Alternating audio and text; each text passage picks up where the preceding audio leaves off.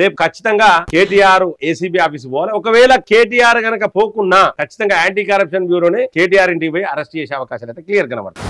కేటీఆర్ ను, కేసీఆర్ ను, కల్వకుంట్ల కవితను, హరీష్ రావును నమ్మే పరిస్థితుల్లో తెలంగాణ ప్రజలు లేరు. ఇందులో నో డౌట్. అది పూర్తిగా కుటుంబ పాలననే.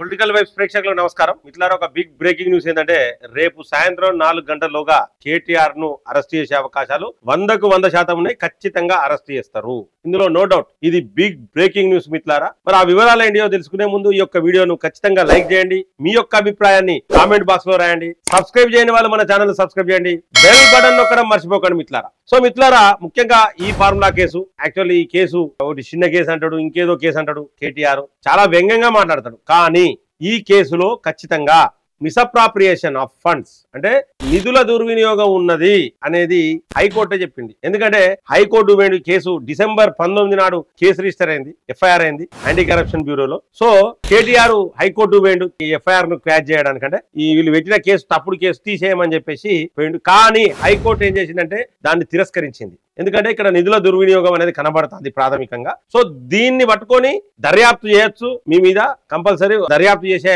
అవకాశాలు ఉంటాయి అనేది క్లియర్ గా హైకోర్టు చెప్పింది. కాబట్టి ఇంకా ఏ మాత్రం ఆలస్యం చేయకుండా రేపు ఖచ్చితంగా ఈ యొక్క యాంటీ కరప్షన్ బ్యూరో కార్యాలయానికి రావాలని చెప్పేసి కేటీఆర్ కు ఏసీబీ నోటీసులు పంపించడం జరిగింది మిత్రులారా. సో మరి కేటీఆర్ మళ్ళీ అడ్వకేట్ తో పోయి నేను అడ్వకేట్ తో వస్తా అని చెప్పేసి బయట డ్రామాలు చేసే అవకాశాలు అయితే క్లియర్ గా ఉన్నాయి. ఎందుకంటే ఇక బయట షో కూడా జర కెమెరాలు రావాలి, ఛానల్ వాళ్ళు చాలా మంది రావాలి, వార్త కొంచెం వైరల్ కావాలి అనే ఉద్దేశంతో కేటీఆర్ చేసే ఎట్టి పరిస్థితుల్లో కేటీఆర్ అరెస్ట్ అనేది తప్పదు, అందులో నో డౌట్. ఎందుకంటే అక్కడ మిస్అప్రాప్రియేషన్, నేను ఒక్క పైసా అవినీతికి పాల్పడలేదు అంటాను. ఇక్కడ అవినీతి గురించి మాట్లాడతలేరు మిత్రులారా. మిస్అప్రాప్రియేషన్ ఇస్ డిఫరెంట్, అవినీతి అనేది డిఫరెంట్. సో నిధుల దుర్వినియోగం కింద కూడా యాంటీ కరప్షన్ బ్యూరో కేసు నమోదు చేసే అవకాశాలు అయితే క్లియర్ గా ఉన్నాయి. కాబట్టి స్పష్టంగా కనబడతా ఉన్నాయి. రేపు ఖచ్చితంగా కేటీఆర్ ఏసీబీ ఆఫీస్ పోవాలి. ఒకవేళ కేటీఆర్ గనక పోకున్నా ఖచ్చితంగా యాంటీ కరప్షన్ బ్యూరోనే కేటీఆర్ ఇంటికి పోయి అరెస్ట్ చేసే అవకాశాలు అయితే క్లియర్ కనబడతా ఉన్నాయి. ఇది నెంబర్ 1 స్టెప్. సో రేపు అరెస్ట్ చేసినాక అక్కడితోనే ఉంటదా అంటే పాదయాత్ర చేస్తా, ఎక్సర్సైజ్ చేస్తా, స్మార్ట్ అయితా,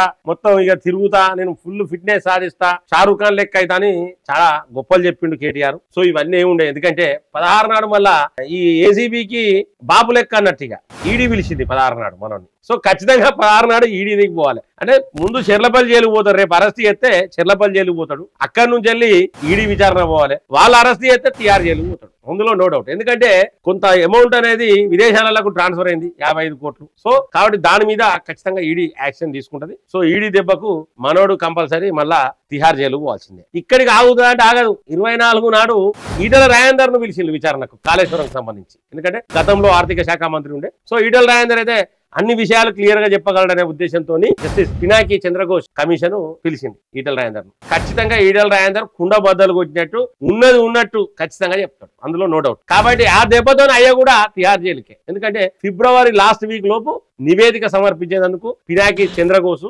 ఇక్కడనే కమిషన్ ఇక్కడనే ఉంటది. 30 రోజులు ఇక్కడనే ఆయన బస చేస్తాడు. 17 నాడు తెలంగాణకు వస్తాడు. సో ఈ 30 రోజులలో మొత్తం రిపోర్ట్ రాసి అప్పచెప్పిపోతాడు. రిపోర్ట్ అప్పచెప్పినాక ఏముంటది, అరెస్ట్ చేస్తాడు. కాబట్టి అయ్యా కూడా తిహార్ జైలుకే. ఇప్పుడు అయ్యా కొడుకున్నాడు. ఒకవేళ బోనస్ హరీష్ రావు దొరికిందని ఆయన కూడా లోపల నొక్కితే 3 ఉంటారు. అంతకుముందు చెల్లెపోయింది. కాబట్టి కుటుంబం మొత్తం కూడా తిహార్ జైలు రాసినది. వీళ్ళు చేసిన పాపాలు మామూలుగా లేవు మిత్రులారా. ఎట్టి పరిస్థితుల ఖచ్చితంగా కేసీఆర్, కేటీఆర్ ఆ తిహార్ జైల్లో చిప్పకూడు తినాల్సిందే. తెలంగాణ ప్రజలు మీరు ఇంకా పిచ్చోళ్ళు కాకండి. ఓ మా బాపు అనకండి. బాపే కావాలి, గీపే కావాలేదు, ఇనుప గుండె, ఉక్కు గుండె అంటే అలా ఏమి లేదు. లొట్టపీసు ఆయన చెప్పిన లొట్టపీసు కేసని కానీ ఏ లొట్టపీసులకు గుండెలు లేవు. మీరు అనవసరంగా ఎవరినో చూసి రెచ్చిపోకండి. మొన్నటి గనక బ్రేక్ పడకపోతే బీఆర్ఎస్ వాళ్ళు కనుక మళ్ళా గెలిస్తే బీఆర్ఎస్ ఎమ్మెల్యేలను కూడా ఉత్సవించు కేసీఆర్. ఎవరిని చూసినా బ్లాక్ మెయిల్ చేసుడు. ఎమ్మెల్యే ఏమనంటే నువ్వు తమాషాలు చేస్తే లోపల నూక్తా అంటే గత అనుకుడు సరెండర్ అవుడు కేసీఆర్. మర్చిపోయారు ఆ రోజులు.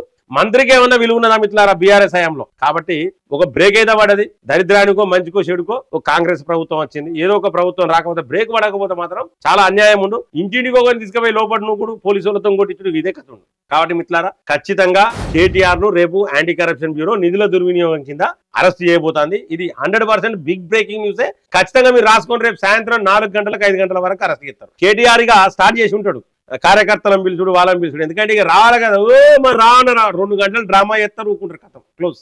తర్వాత కవితను మర్చిపోయినట్టు మర్చిపోతారు, నెలలు జైళ్లలోనే ఉండాల్సిన పరిస్థితి ఉన్నది కేటీఆర్. ఇవే కాదు ఇంకా చాలా కేసులు, ఫోన్ ట్యాపింగ్ కేసు అయిపోతుంది ఆలోపు, ఇంకా అటు నుంచి ఎక్స్టెండ్ అవుతా ఉంటది అన్నట్టు. ఇంకో సంవత్సరం దాకా పాదయాత్రలు ఉండే బొచ్చు ఉండదు, ఇంకా పాదయాత్ర చేసేం బీక్తోను. కేటీఆర్ ను కేసీఆర్ ను కల్వకుంట్ల కవితను హరీష్ రావును నమ్మే పరిస్థితుల్లో తెలంగాణ ప్రజలు లేరు, ఇందులో నో డౌట్. అది పూర్తిగా కుటుంబ పాలననే, కాంగ్రెస్ కూడా కుటుంబ పాలన నడుస్తుంది. ఈ రెండింటిని బొందబెట్టే కార్యక్రమం భారతీయ జనతా పార్టీ తీసుకుంటాం. మిత్రులారా, మీకు ఈ యొక్క వీడియో నచ్చినట్లయితే లైక్ చేయండి, ఖచ్చితంగా మీ యొక్క అభిప్రాయాన్ని కామెంట్ బాక్స్ లో రాయండి. సబ్స్క్రైబ్ చేయని వాళ్ళు మన ఛానల్ సబ్స్క్రైబ్ చేయండి, బెల్ బటన్ నొక్కడం మర్చిపోకండి మిత్రులారా. జై హింద్, జై భారత్.